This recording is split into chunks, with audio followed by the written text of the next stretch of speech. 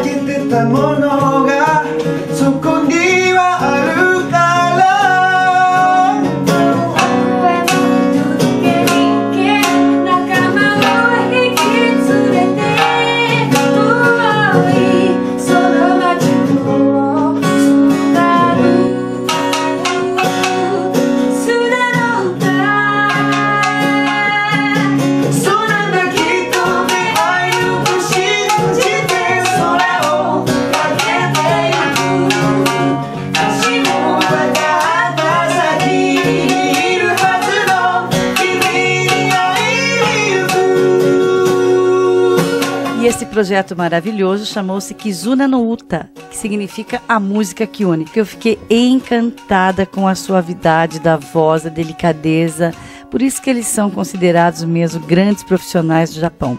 E aqui ao meu lado o Rafael, que é a pessoa que está dando esse privilégio para nós de conhecer esses jovens lá do outro lado do mundo, do Japão, e que teve essa brilhante ideia também de trazê-los para o Brasil, especialmente aqui para Limeira. Estão conhecendo São Paulo, foram conhecer as praias, mas estão aí encantando por onde passa, né, Rafael? Muito obrigada pela oportunidade, viu?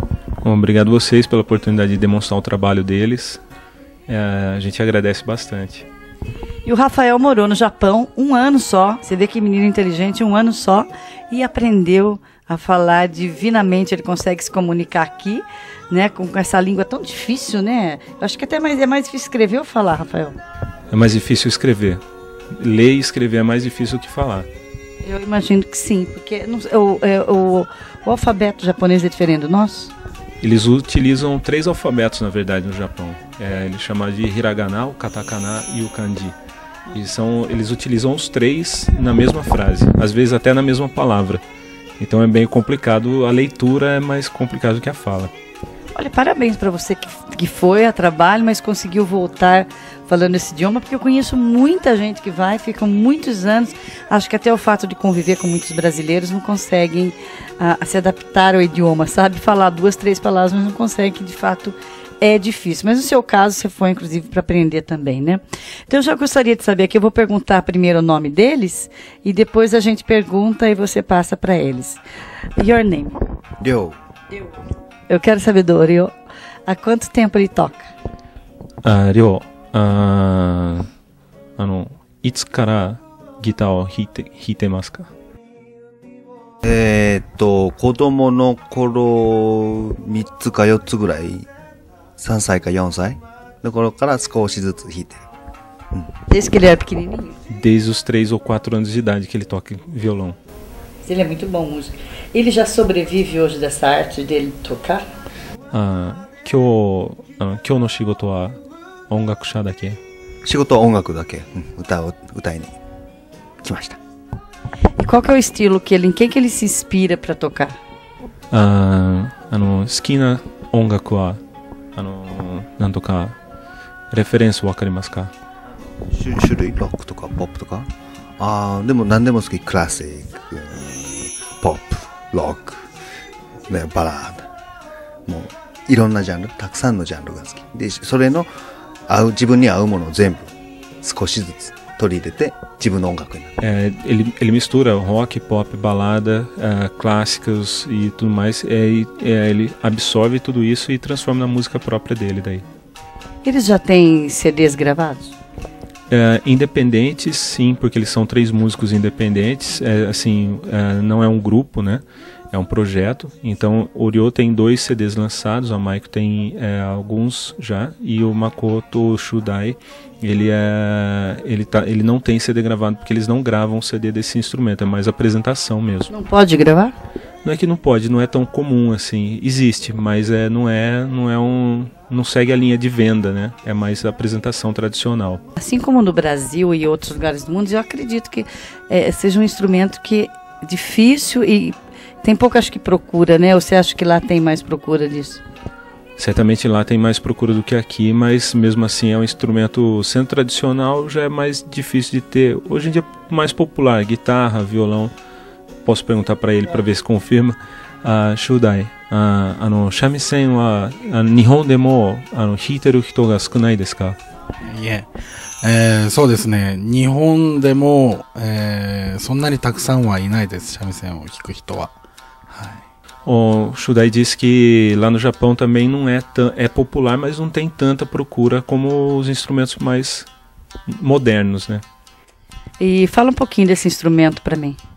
O shamisen, ele é um instrumento muito antigo, eu não saberia dizer qual a origem dele, mas ele é feito de madeira e couro de animal, aquela parte branca ali. Ele é um instrumento que desafina bastante, então na música, o show deles tem um intervalo grande entre uma música e outra, porque ele precisa afinar um instrumento ao final de cada música. E cada afinação é diferente para cada música, então dá bastante trabalho para tocar. Agora pergunta para ele, esse instrumento está afinado, são 3 cordas, deve ser sol, do, mi, qual é, que naipe da música ele está afinado, qual é a escala que ele está? 今使ってるスケールは何という？どのスケール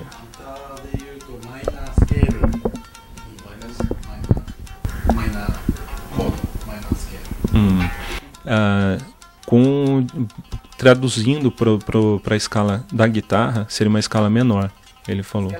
Menor. É um instrumento bastante interessante, por isso que eu perguntei.